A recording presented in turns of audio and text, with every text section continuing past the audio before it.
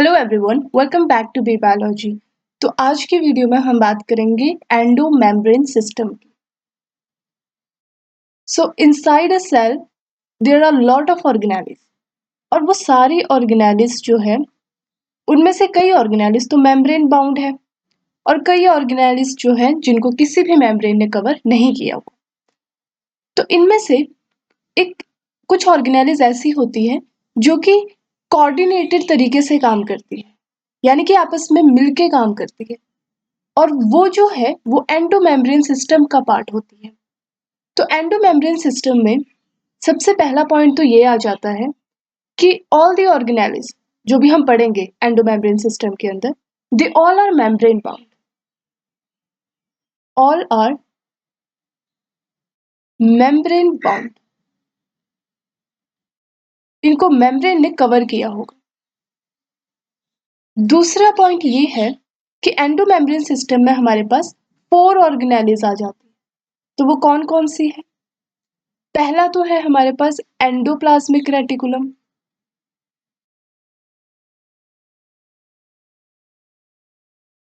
Endoplasmic reticulum. दूसरा है हमारे पास गोल्जी अपरेटस। तीसरा है हमारे पास लाइसोसोम्स, और उसके बाद है हमारे पास वैक्यूम। तो ये जो 4 ऑर्गेनेलिज है, एंडोप्लाज्मिक रेटिकुलम हो गया, गोल्जी हो गया, लाइसोसोम हो गया और वैक्यूम, ये चारों के चारों आपस में कोऑर्डिनेटेड तरीके से काम करते हैं।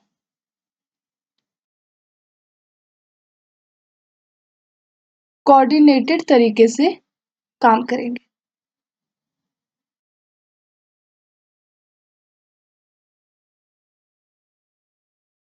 इसीलिए इन चारों को हम एंडोमेम्ब्रेन सिस्टम का पार्ट बोलते हैं। अब बची जो ऑर्गेनेलिज है, जैसे कि माइटोकॉन्ड्रिया हो गया, क्लोरोप्लास्ट हो गया, पेरोक्सिसोम हो गया, ये जो ऑर्गेनेलिज है ये एंडोमेम्ब्रेन सिस्टम का पार्ट नहीं है, क्योंकि इनका कोई कोऑर्डिनेशन नहीं है। काम करते वक्त आपस में इनका एक दूसरे के साथ कुछ लेना देना नहीं है, तो इसलिए these are not part of endomembrane system. So अब हम एक एक करके इन जो मेन फंक्शन है इन ऑर्गेनेलिज का, एंडोप्लाज्मिक रेटिकुलम हो गया, गोल्जी हो गया, लाइसोसोम हो गया, वैक्यूल हो गया, इनका हम एक एक करके फंक्शन देखेंगे, जो मेजर फंक्शन है कि ये क्या क्या काम करते हैं। तो सबसे पहले तो हम बात करेंगे एंडोप्लाज्मिक रेटिकुलम की।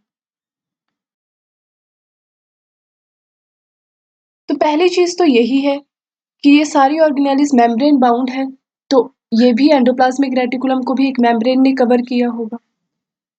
दूसरा पॉइंट ये कि एंडोप्लाज्मिक रेटिकुलम दो तरीके के होते हैं। एक होता है हमारे पास रफ एंडोप्लाज्मिक रेटिकुलम, जिसको हम RER भी बोल देते हैं, और एक होता है हमारे पास स्मूथ एंडोप्लाज्मिक रेटिकुलम, जिसको हम SER भी बोल देते हैं।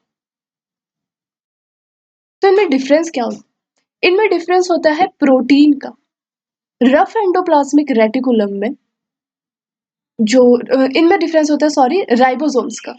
जो रफ एंडोप्लाज्मिक रेटिकुलम है उसको राइबोसोम्स ने बाहर से कवर किया होता है, मतलब राइबोसोम्स उसके ऊपर बाउंड किए होते हैं, इस तरीके से हम कह सकते हैं। जैसे कि यहाँ पे अगर मैं दिखाऊं तो ये जो रेड वाला पार्ट है हमारा, ये हमारा रफ एंडोप्लाज्मिक रेटिकुलम का पार्ट, और इसके ऊपर इस तरीके से राइबोसोम्स जो है वो बाउंड है, राइबोसोम बाउंड हुए होंगे इस तरीके से। So these are ribosomes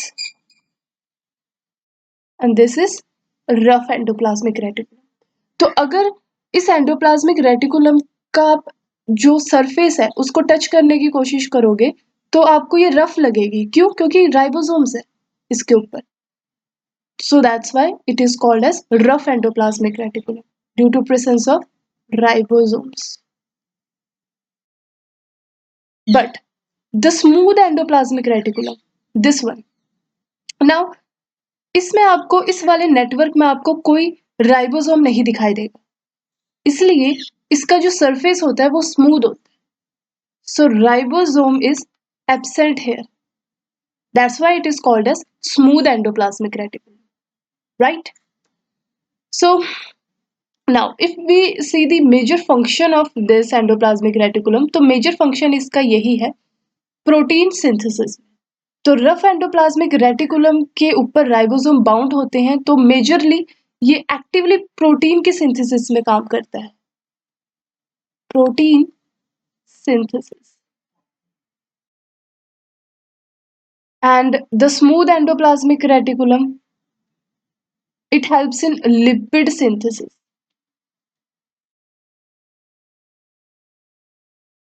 lipid बनाएगा, और जो स्टेरॉइड्स होते हैं, स्टेरॉइडल हार्मोन्स वगैरह जो होते हैं, उनको भी SCR जो है वो बनाता है। So these are some major functions of endoplasmic reticulum. Next we have Golgi apparatus.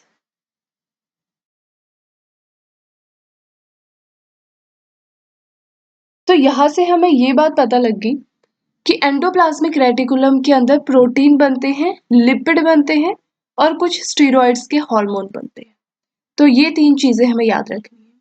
Major जो प्रोटीन सिंथेसिस होगी वो इसके अंदर ही होगी, इसके अंदर प्रोटीन जो है वो बनेगा। तो मेन काम इसका आप ये मान के चलो कि मेन काम क्या है ER का, प्रोटीनों का बनाना। नेक्स्ट अब हमारे पास आ जाता है गोल्जी अपरेटस। इस तरीके से फ्लैटेंड जो ये आपको नेटवर्क दिख रहा है, ये गोल्जी का नेटवर्क। गोल्जी अपरेटस का काम होता है पैकेजिंग में। जो भी प्रोटीन ER से बन के आएगा वो उसके बाद कहाँ जाएगा, गोल्जी के अंदर एंटर करेगा। अब इसके अंदर उस प्रोटीन की क्या होगी, पैकेजिंग होगी। ये उसे पैकेज करेगा, पैक करेगा और मॉडिफाई करेगा और सिक्रीट भी करेगा। तो ये इसके कुछ मेजर काम है, प्रोटीन को लेना, उसको मॉडिफाई कर देना, पैकिंग वगैरह करके उसके बाद उसको सिक्रीट भी कर देना बाहर। अगर वो सिक्रीटरी प्रोटीन है तो वो सेल से बाहर सिक्रीट हो जाएगा, अगर उस प्रोटीन का काम सेल के अंदर ही है तो वो सेल के अंदर ही रहेगा। तो अगर मैं मेजर फंक्शन की बात करूं तो इसके फंक्शन है, पहला फंक्शन हम देख लेते हैं, वो है modification of protein. Modification of protein. अब प्रोटीन का मॉडिफिकेशन ये किस तरीके से करेगा, this is the very important function of Golgi apparatus. So basically Golgi apparatus क्या करता है, अगर कोई लेट अस सपोज अगर कोई लिपिड आया बन के, यहाँ से लिपिड भी बन के आ रहा है, प्रोटीन भी बन के आ रहा है, तो उसको मॉडिफाई कर देगा। किस तरीके से, लिपिड को ग्लाइकोलिपिड बना देगा, लिपिड को ग्लाइकोलिपिड बना देगा, या फिर जो प्रोटीन है उसको ग्लाइकोप्रोटीन बना देगा। मतलब प्रोटीन के ऊपर जो हमारा डिफरेंट डिफरेंट ग्रुप्स ऐड कर देगा और उसको मॉडिफाई कर देगा। Next we have the third one is lysosomes.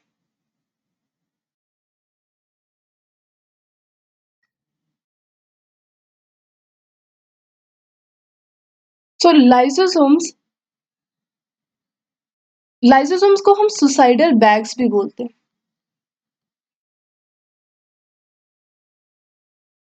ये भी इसी तरीके से जैसे हमें यहाँ पे दिख रहे हैं, वेसिकुलर स्ट्रक्चर्स होते हैं ये भी इस तरीके से।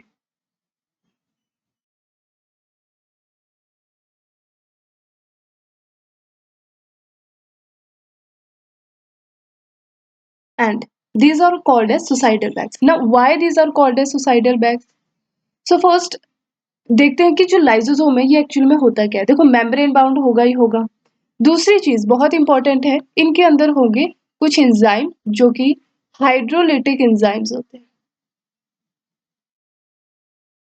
Now hydrolytic enzymes are those enzymes which can digest different compounds. जैसे लिपिड को डाइजेस्ट करेगा, तो लिपिड को डाइजेस्ट करने के लिए जो एंजाइम होगा वो होगा लाइपेजेस, वो इसके अंदर होगा। कार्बोहाइड्रेट को डाइजेस्ट करेगा, कार्बोहाइड्रेट को डाइजेस्ट करने के लिए जो एंजाइम होगा कार्बोहाइड्रेजेस, वो इसके अंदर होगा। प्रोटीन को डाइजेस्ट करने के लिए जो एंजाइम होगा प्रोटीएजेस, वो भी इसके अंदर होगा। तो इसके अंदर डिफरेंट डिफरेंट हाइड्रोलिटिक एंजाइम है जो सेल के जो अलग अलग जो कंपोनेंट्स है उनको डाइजेस्ट कर सकता है। लिपिड को डाइजेस्ट करेगा, प्रोटीन को डाइजेस्ट करेगा और कार्बोहाइड्रेट को डाइजेस्ट करेगा, और भी जितनी भी चीजें हैं न्यूक्लियस वगैरह, बहुत सब चीजों को ये डाइजेस्ट करने के लिए इसके अंदर एंजाइम्स होते ही होते हैं।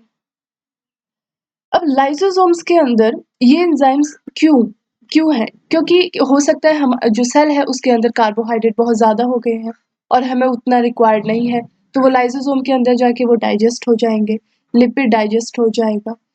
कई बार हो सकता है कोई बाहर से कोई ऐसा टॉक्सिक मटेरियल सेल के अंदर एंटर कर गया है जो सेल के लिए हार्मफुल है, वो भी लाइसोसोम उसको डिग्रेड कर देगा। तो जो भी अनवांटेड चीज़ें होती है लाइसोसोम उसको डिग्रेड कर देता है। Now the question is why it is called a suicidal bags? Because it is called a suicidal bags क्योंकि नाम से आपको दिख रहा है सुसाइडल, मतलब कोई चीज सुसाइड कर रही है। तो इसमें जो चीज सुसाइड कर रही है वो क्या है? वो है हमारा अपना सेल। कई बार क्या होता है, if this is a cell, cell के अंदर कोई ऐसा या फिर टॉक्सिक मटेरियल ऐड हो जाएगा या फिर कुछ ऐसी चेंजेस हो जाएंगे जेनेटिक मटेरियल जो डीएनए है उसमें, या फिर कुछ भी ऐसी चेंजेस आ जाएंगे सेल में जिसकी वजह से जो सेल है आगे जाके हमारे लिए बहुत हार्मफुल हो सकता है, बहुत डेंजरस हो सकता है, और उस सेल को किल करना हमारे लिए बेनिफिशियल होगा। तो जब उस सेल को किल करना होता है तो लाइसोसोम क्या करेगा? इस सेल के अंदर का जो लाइसोसोम है उसके अंदर तो हाइड्रोलिटिक एंजाइम फिल्ड है, तो वो अपने आप को, लाइसोसोम अपने आप को बर्स्ट कर देगा। बर्स्ट करके सारे जो हाइड्रोलिटिक एंजाइम है वो बाहर आ जाएंगे। बाहर आके जितने भी सेल के कंपोनेंट्स हैं उनको धीरे धीरे डिग्रेड करना शुरू कर देंगे, डाइजेस्ट करना शुरू कर देंगे, और अल्टीमेटली सेल की क्या हो जाएगी? डेथ हो जाएगी। That's why it is called a suicidal bags, right? कि जब भी हमें सेल की रिक्वायरमेंट नहीं है हम उसको किल कर सकते हैं easily. Now the fourth one is vacuole. So basically vacuole is also membrane bound, first thing. Second is it has water, sap, excretory products,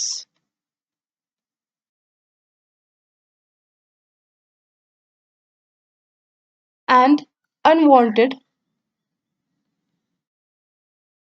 या फिर not such materials which are not useful, unwanted material, all these things, जितनी भी ये चीजें ये सारी vacuole के अंदर स्टोर हो जाती है। अब सेल के अंदर वैक्यूल होगा, छोटा हो सकता है बड़ा भी हो सकता है, डिपेंड्स। अगर सेल प्लांट सेल है तो प्लांट्स के केस में वैक्यूल बहुत ज्यादा लार्ज होता है, इवन इतना कि 90% जो स्पेस होती है वो वैक्यूल ने ही कवर किया होता। लेकिन एनिमल सेल में वैक्यूल स्मॉल होता है और प्लांट सेल में it is large. So vacuole के अंदर वाटर भी स्टोर हो सकता है, सैप भी स्टोर हो सकता है, कोई भी एक्सक्रीटरी प्रोडक्ट है वो स्टोर हो सकता है, और कोई भी अनवांटेड मटेरियल भी सैप के अंदर स्टोर हो सकता है। तो ये जो हमने चार चीजें पढ़ी थी, चार ऑर्गेनेलिस पढ़ी थी, these are part of endomembrane system. Now here I tell you कि किस तरीके से ये जो सारा सिस्टम है ये एक तरीके से कोऑर्डिनेटेड है, right? So see here I have genetic material nucleus. Inside this nucleus we have a genetic material, right? Now outside this nucleus, इसी के ही बाहर हमारे पास ये जो है this is rough endoplasmic reticulum. ये रफ एंडोप्लाज्मिक रेटिकुलम के वो है नेटवर्क है पूरा complete. Now this rough endoplasmic reticulum has ribosomes, तो यहाँ पे राइबोसोम्स बाउंड है। और ये क्या करेंगे, प्रोटीन बनाएंगे। तो अंदर प्रोटीन बन रही है, so let us consider this is a protein. तो अंदर इसने क्या बनाया, प्रोटीन। उसी के बाहर हमारे पास स्मूथ एंडोप्लाज्मिक रेटिकुलम है। स्मूथ एंडोप्लाज्मिक रेटिकुलम का काम है लिपिड वगैरह सिंथेसाइज करना। अब प्रोटीन क्या करेगी, बाहर एक्सपोर्ट होती है। प्रोटीन बाहर एक्सपोर्ट होगी किसको, गोल्जी को। गोल्जी के अंदर प्रोटीन गया, दिस ग्रीन कलर प्रोटीन। अब ये प्रोटीन गोल्जी मॉडिफाई कर देगा, इसने इसको मॉडिफाई किया, पैक किया छोटे छोटे वेसिकल्स में। ये वेसिकल है, इसमें इसको पैक किया और बाहर बाहर सिक्रीट कर दिया इस तरीके से। तो fusion of secretory vesicle with plasma membrane. अब अगर ये जो वेसिकल है इसके अंदर कोई ऐसा प्रोटीन है जो सेल से बाहर जरूरत है जिसकी, तो ये वेसिकल अपने आप को प्लाज्मा मेम्ब्रेन के साथ, this is the plasma membrane, this is the plasma membrane, right, इसके साथ बाउंड कर लेगा और जो प्रोटीन है उसे सेल से बाहर एक्सक्रीट कर देगा, राइट। तो ये सारा प्रोसेस है कि किस तरीके से ट्रांसपोर्ट होता है किसी भी प्रोटीन का with the help of these systems. अब यहीं पे ही हमारे पास लाइसोसोम्स भी पड़े होंगे,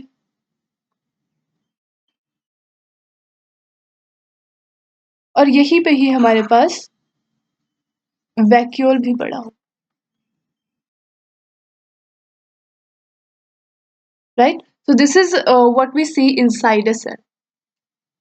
So I hope you like this topic. Do follow me on Instagram. Thank you.